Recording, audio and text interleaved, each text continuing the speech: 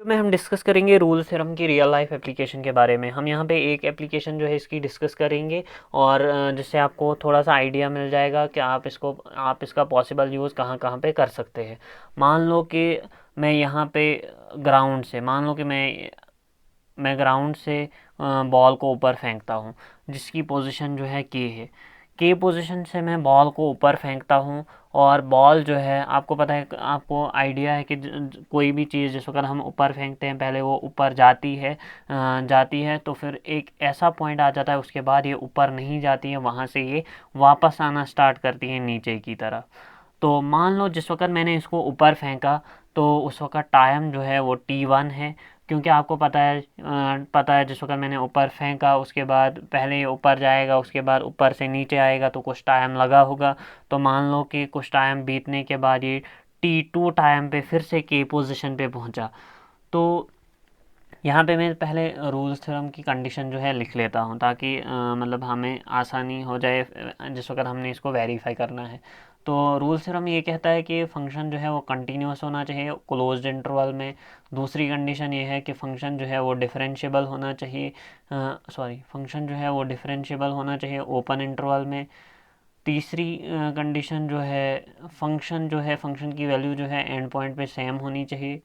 तो उसके बाद रूल्स थ्योरम ये कहता है कि अगर ये तीन की तीन कंडीशनें सेटिस्फाई करती हैं तो यहाँ पे एक ऐसा पॉइंट करेगा, मान लो सी, जो कि बिलोंग करेगा ओपन इंटरवल में a, b में, जिस पे फंक्शन के डेरिवेटिव की वैल्यू जो है वो ज़ीरो होगी। ये रूल्स थ्योरम कहता है और मुझे उम्मीद है कि आपको ये अच्छे से पता होगा, क्योंकि हम यहाँ पे इस वक्त रूल्स थ्योरम को डिस्कस नहीं कर रहे हैं बल्कि उसकी एप्लीकेशन को डिस्कस कर रहे हैं। तो जैसे ही मैंने ऊपर फेंका तो अब हमने चेक करना है ये कि क्या ये फंक्शन जो है कंटिन्यूस है। मान लो कि ये फंक्शन जो है पोजीशन फंक्शन जो है s is equal to f of t. मैं जनरल फंक्शन ले रहा हूँ यहाँ पे, क्योंकि मैं इसको इतना ज़्यादा कॉम्प्लिकेटेड नहीं बनाना चाह रहा हूँ यहाँ पे। तो जिस वक्त मैंने मान लो कि ये s is equal to f of t इसका पोजीशन फंक्शन है, तो क्या मैं इसकी पोजीशन जो है हर एक टाइम पे इसकी पोजीशन को डिफ़ाइन कर सकता हूँ कि नहीं। अगर कर सकता हूँ तो हमें पता चल जाएगा कि ये कंटिन्यूस है कि नहीं है। तो आप देख सकते हैं कि T1 पॉइंट पे जो है हम इसकी पोजीशन जो है के है, और हम देख सकते हैं T1/2 पे समथिंग होगी, T1/4 पे समथिंग होगी, T1/5 पे समथिंग होगी। मतलब आप हर एक टाइम पीरियड पे इसकी पोजीशन जो है इजीली आइडेंटिफाई कर सकते हो। जैसे कि आपने बॉल को ऊपर फेंका तो अगर आप मीटर स्केल जो है उसके साथ लगाओगे, मीटर स्केल उसके पैरेलल में लगाओगे और बॉल को ऊपर फेंकोगे, आप टाइम को यहाँ पे नोटिस करोगे, देखोगे कि टाइम जो है टाइम के साथ मान लो जैसे मैंने यहाँ पे मीटर स्केल लगाया और बॉल को ऊपर फेंका, और मैं घड़ी पे देख रहा हूँ 1 सेकंड पे इसकी पोजीशन यहाँ पे है, 2 सेकंड पे देख रहा हूँ यहाँ पे है, 3 सेकंड पे देख रहा हूँ यहाँ पे है। मतलब आप हर किसी पॉइंट पे इसकी हर किसी टाइम पे आप इसकी पोजीशन को आइडेंटिफाई कर सकते हो। जबकि अगर मैं जब मैं टाइम जो है T1, T2 में लूँ, मतलब कि जिस वक्त मैंने ऊपर फेंका उस वक्त मैं देख रहा हूँ टाइम कितना है, तो टाइम जो है T1 है और T1 पे देख रहा हूँ कुछ पोजीशन जो है पार्टिकल की है, और ऊपर देख रहा हूँ उसके बाद जब टाइम जो है और बढ़ा तो देखता हूँ और कोई पोजीशन है। इसी तरीके से इसकी टाइम के साथ जो है पोजीशन कंटिन्यूसली चेंज हो रही है और हर किसी टाइम पे मैं इसकी पोजीशन को आइडेंटिफाई कर सकता हूँ। तो मतलब फंक्शन जो है T1, T2 में फंक्शन जो है वो कंटिन्यूस है। तो अब मैं यहाँ पे देखता हूँ कि ये पोजीशन फंक्शन जो है ये फंक्शन जो है क्या ये डिफरेंशिएबल भी है कि नहीं। तो मुझे पता है कि अगर s is equal to f of t position function है, ds/dt जो है ये आ जाएगा एफ डैश ऑफ टी। मतलब ds/dt जो है वो रिप्रेजेंट कर रहा है वेलोसिटी को। मतलब अब हमने चेक करना है कि क्या ये T1, T2 ओपन इंटरवल में क्या आप इसकी वेलोसिटी को जो है वो डिफाइन कर सकते हो हर एक पॉइंट पे। अगर कर सकते हो तो पता चल जाएगा कि फंक्शन जो है वो डिफरेंशिएबल भी है।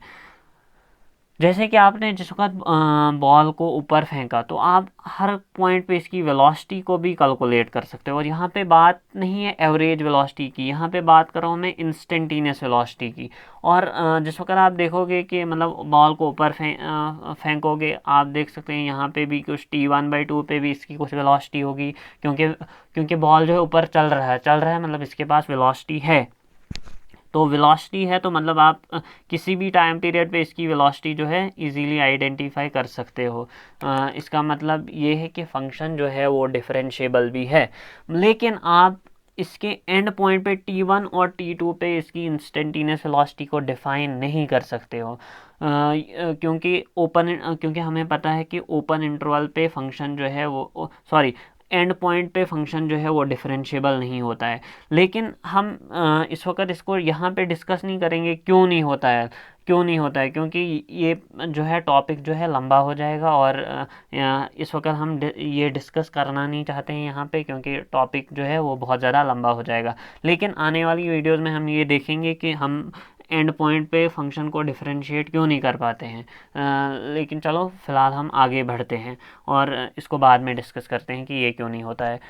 यहाँ से हमें पता चला कि आप इसकी वेलोसिटी जो है हर एक पॉइंट पे इसकी वेलोसिटी को आइडेंटिफाई कर सकते हो, क्योंकि जिस वक्त बॉल को आपने ऊपर फेंका तो आपको पता है बॉल चल रहा है मतलब इसके पास कुछ वेलोसिटी है।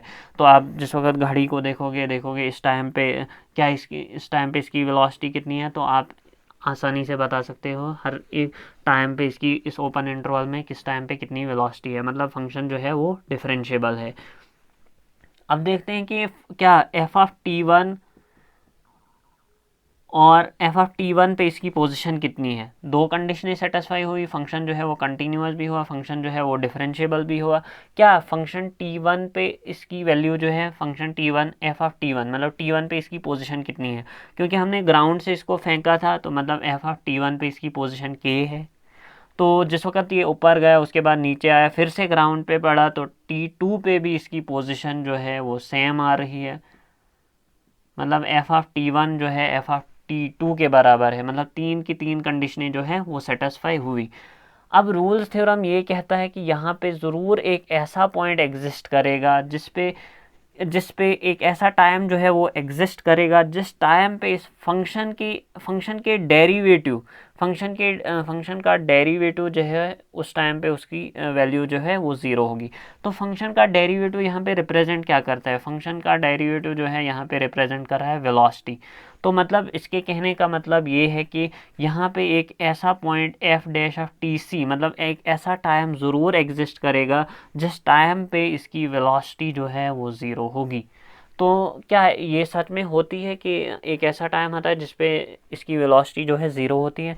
मान लो जिस वक्त हम जैसे आपने देखा होगा कि कोई भी चीज़ को हम ऊपर फेंकते हैं, मान लो मैं 10 किलोमीटर पर आवर की स्पीड से इसको फेंकता हूँ ऊपर की तरफ।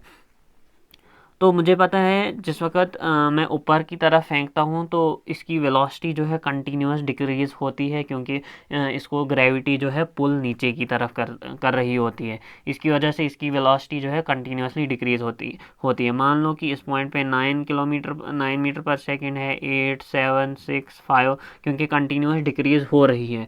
तो 5 4 3 2, तो फिर एक ऐसा पॉइंट आ जाता है कि जिस पे इसकी वेलोसिटी जो है वो ज़ीरो हो जाती है। बात हो रही है इंस्टेंटेनियस वेलोसिटी की, ना कि एवरेज वेलोसिटी की।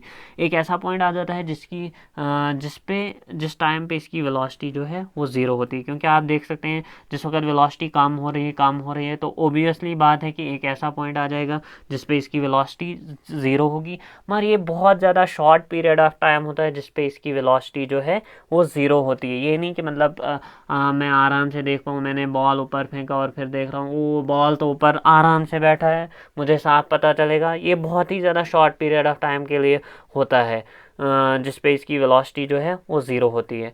तो यहाँ से हमने ये कंक्लूड किया कि फंक्शन जो है मतलब एक ऐसा पॉइंट आ जाता है जिस पे इसके डेरिवेटिव की वैल्यू जो है ज़ीरो आ रही है। तो यहाँ से हमने इस रोल्स थ्योरम को वेरीफाई किया इस एप्लीकेशन के लिए। मुझे उम्मीद है कि आपको ये मतलब समझ आया होगा। अगर आपको कहीं पे भी मतलब डाउट होगा तो आप कमेंट में पूछ सकते हैं, तो उसके बाद हम उस पर वीडियो जो है वो बनाएंगे।